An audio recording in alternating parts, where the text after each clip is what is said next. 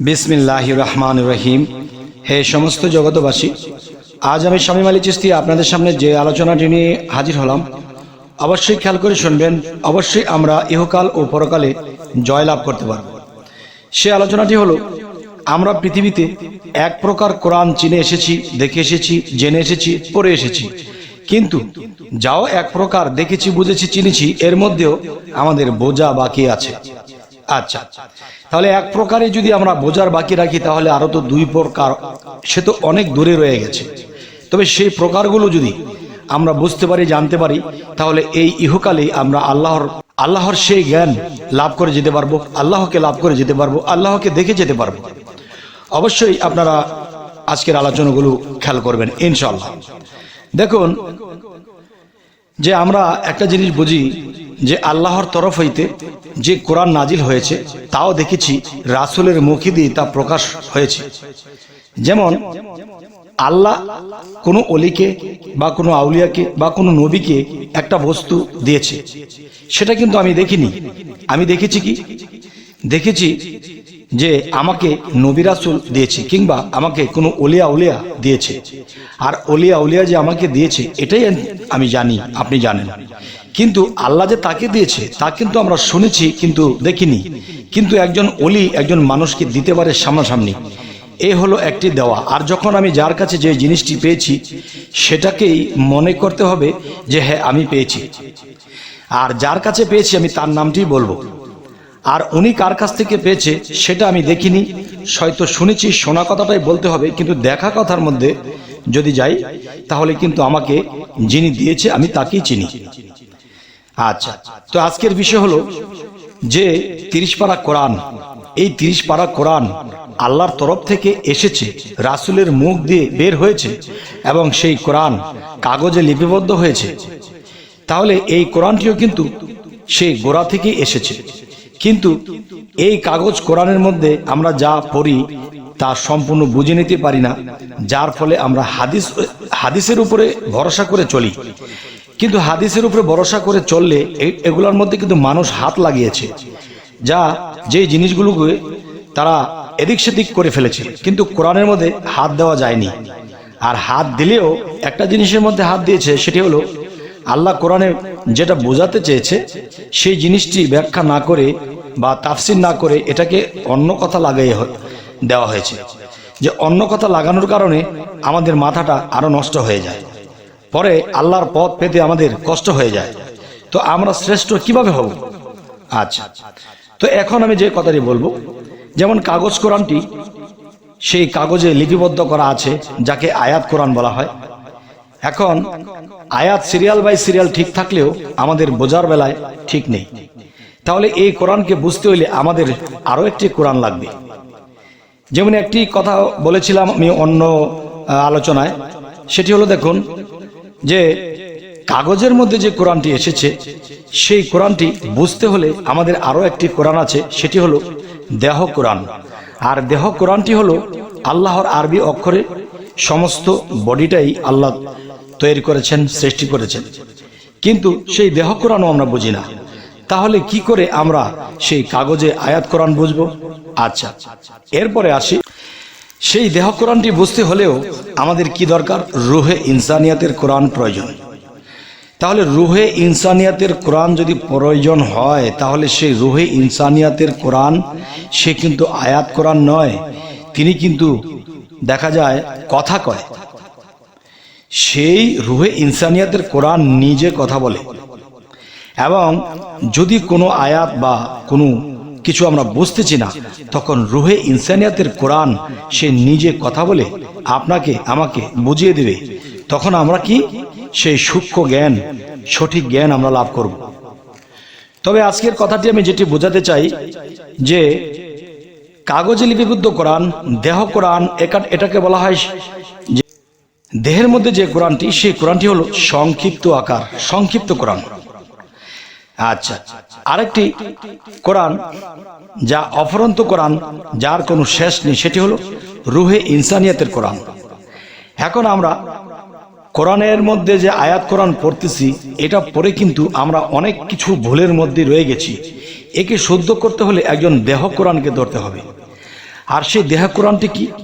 দেহ কোরআনটি হলো যার যার মুর্শিদ।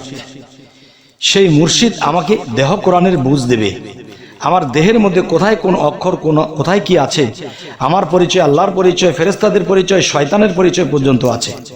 এখন শয়তান আপনার আমার কোন স্থানে বসে আমাকে ধোঁকা দিচ্ছে, আমাদের জ্ঞানকে এলোমেলো করে দিচ্ছে, দুনিয়ার লোভ লালসার মধ্যে লিপ্ত করে দিচ্ছে।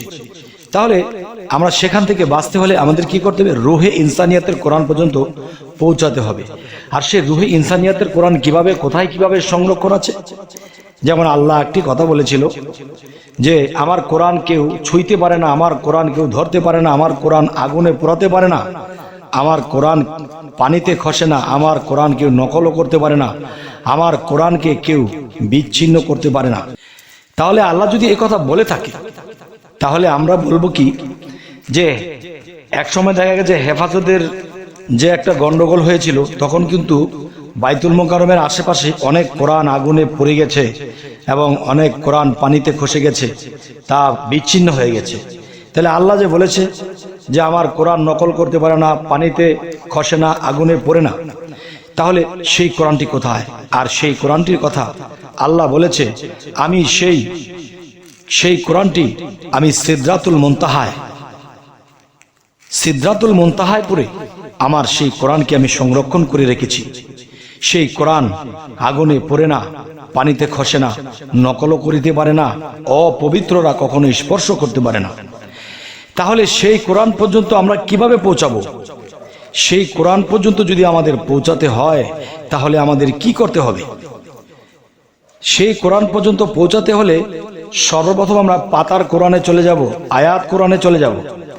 এই আয়াত কোরআনের মধ্যে এমন এমন জায়গায় এমন কিছু লেখা আছে যা অনেক কিছু তাফসিরের মাধ্যমে এটাকে ঢাকনা দেওয়া হয়েছে, কিন্তু সেই ঢাকনাকে খুলতে হলে একজন কামেল মুর্শিদের প্রয়োজন, কামেল ওলিয়া আউলিয়ার প্রয়োজন, যার সাথে আল্লাহর সংস্পর্শ বা যার সাথে আল্লাহর সম্পর্ক রয়েছে।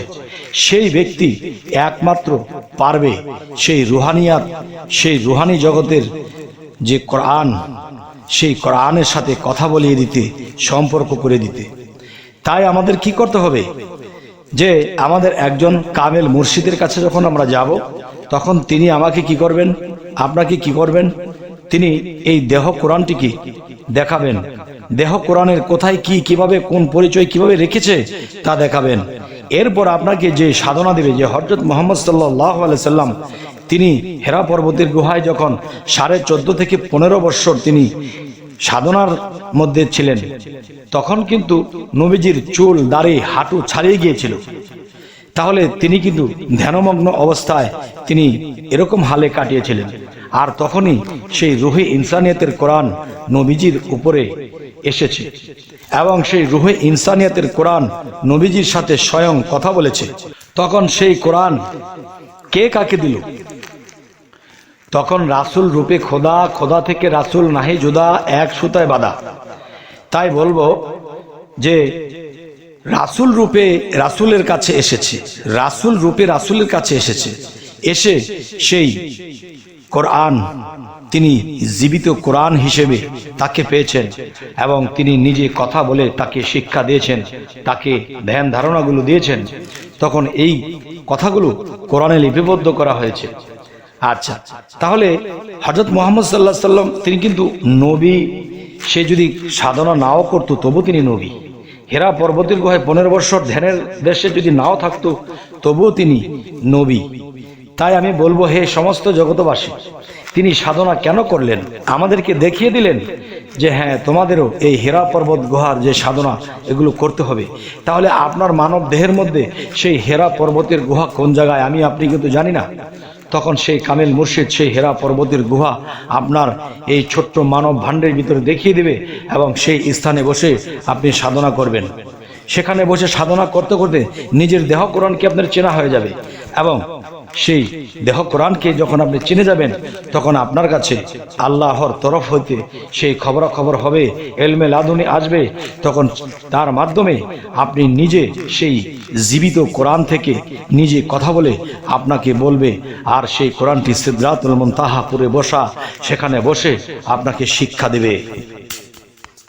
তাহলে কোরআন কয়টি হলো, কয়টি স্তর হলো? একটি হলো কাগজ কোরআন, একটি হলো দেহ কোরআন, আরো একটি হলো রুহে ইনসানিয়াতের কোরআন। আর সেই রুহে ইনসানিয়াতের কোরআন বেলায়েতের যুগে যারা বেলায়েতকে পাশ করেছে, যারা সাধন সিদ্ধ লাভ করেছে, যারা নিজেকে পবিত্র করেছে, তাদের কাছে সেই ইলমে লাদুনি আসবে। আর সেই ইলমে লাদুনির মাধ্যমে আপনাকে আমাকে সেই জ্ঞান দান করা হবে। তবে হে সমস্ত জগৎবাসী, এই জিনিসগুলো যদি আমাদেরকে বুঝতে হয়, জানতে হয়, তাহলে কিন্তু শুধু কাগজ কোরআন নিয়ে বসে থাকলে, সারা জীবন তাফসির পড়লে আমাদের লাভ হবে না। অবশ্যই একজন দেহ কোরআনের কাছে যেতে হবে। আর সেই দেহ কোরআনটি হলো একজন আল্লাহর আউলিয়া, একজন সাধু পুরুষ, একজন পবিত্র মানুষ, একজন সুফি। তার কাছে গেলে আমরা সেই দেহ কোরআনের সাথে সাথে, আমরা সেই সাধনার সাথে সাথে আমরা সেই রুহে ইনসানিয়াতের কোরআনকে লাভ করব। তখন আপনার কাছেও আল্লাহর তরফ থেকে সেই খবর আসবে। তবে হে সমস্ত জগৎবাসী, আজকের এই আলোচনা আপনাদের কেমন লাগলো? আর আপনারা সামনে কি ধরনের আলোচনা চাইছেন অবশ্যই জানাবেন। আমাদের এই চ্যানেলটিকে সাবস্ক্রাইব করে রাখবেন। সকলে ভালো থাকবেন। আল্লাহ হাফেজ।